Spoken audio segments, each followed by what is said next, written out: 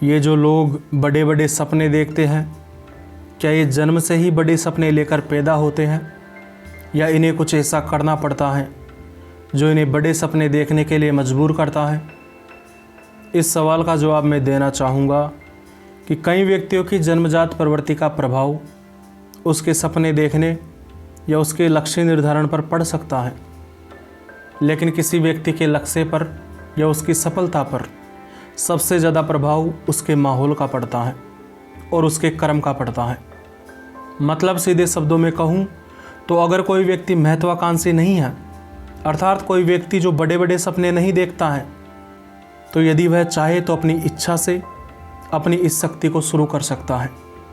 भले ही कोई व्यक्ति आज खुद को कितना ही लाचार समझ रहा हो, लेकिन यदि वह चाहे तो अपनी दृढ़ इच्छा शक्ति से खुद को जैसा बनाना चाहे वैसा बना सकता है। लेकिन यहाँ पर एक सवाल आता है। अब अधिकतर लोग यह कहेंगे कि तुम्हारी बात सही है कि हम इच्छा शक्ति से खुद को जैसा बनाना चाहे वैसा बना सकते हैं, लेकिन उसके लिए इच्छा शक्ति भी तो चाहिए और वो तो हम में है ही नहीं।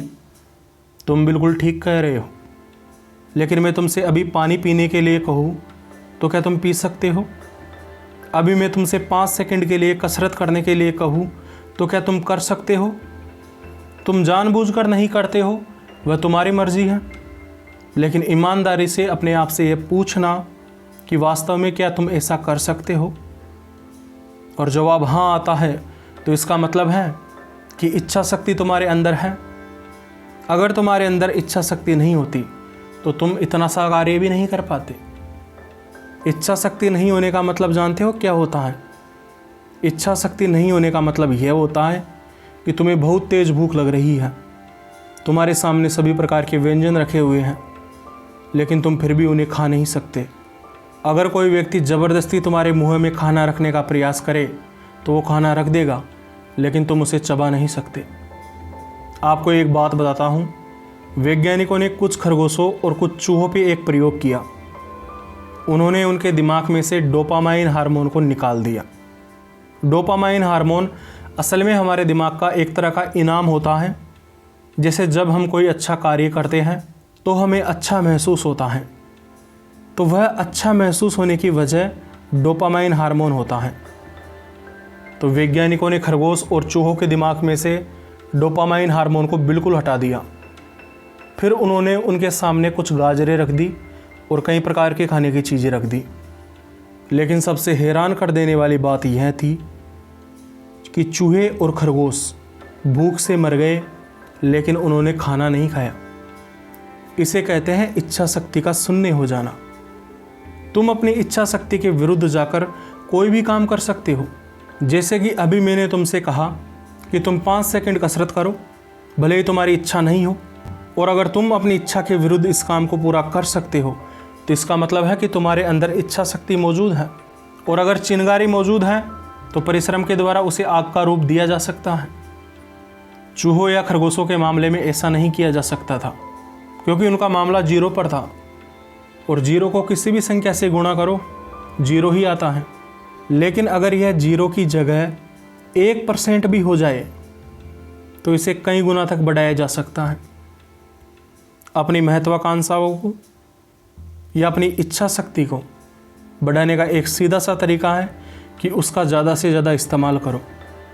जो व्यक्ति किसी चीज़ का जितना ज़्यादा इस्तेमाल करता है वह उतना ही ज़्यादा मजबूत बन जाता है। एक व्यक्ति रोज़ाना एक हाथ से कसरत करता है और दूसरे हाथ से कसरत नहीं करता है, तो उसका एक हाथ काफ़ी मजबूत बन जाता है और उसका वह हाथ जिससे वो कसरत करता है वो दूसरे हाथ की तुलना में अलग दिखने लग जाता है। कारण यही है कि एक हाथ का प्रयोग किया गया है और एक हाथ का प्रयोग नहीं किया गया है। आज मैंने तुमसे कहा कि 5 सेकंड के लिए कसरत करो। अब कसरत तो मैंने एक उदाहरण के रूप में कहा था, तुम्हारा लक्ष्य कुछ भी हो सकता है।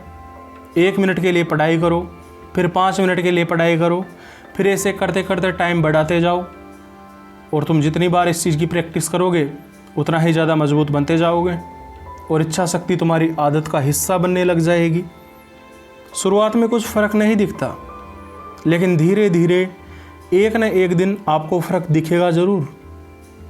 अगर कोई व्यक्ति बार बार ऐसे काम नहीं करता है जिससे वह सफलता का अनुभव ले सके, तो ऐसे व्यक्ति की महत्वाकांक्षाएं मरने लग जाती हैं। अपनी महत्वाकांक्षाओं को या बड़े सपनों को बनाए रखने के लिए हमेशा कुछ न कुछ करते रहना चाहिए। मतलब रोज़ाना कुछ ना कुछ करना चाहिए, मगर ऐसा काम करना चाहिए जो सार्थक हो और जो आपकी महत्वाकांक्षा को पूरा करने की दिशा में हो।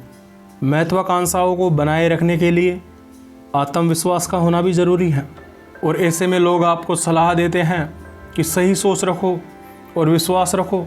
लेकिन मैं आपसे कहना चाहूँगा कि सही सोच रखने और विश्वास रखने से आप ज़बरदस्ती कुछ समय के लिए आत्मविश्वासी महसूस कर सकते हो, लेकिन यदि आप कुछ भी सार्थक काम नहीं करते हो, कुछ भी ऐसा काम नहीं करते हो जिससे आपको डर लगता है, तो डर का सामना न करने की वजह से आपका खुद में से विश्वास उठने लग जाएगा। आपको लगने लग जाएगा कि आप सिर्फ एक बातूनी इंसान हैं, हकीकत में वीर योद्धा नहीं हैं। क्योंकि यदि आप वीर योद्धा होते तो आप डर से भागते नहीं।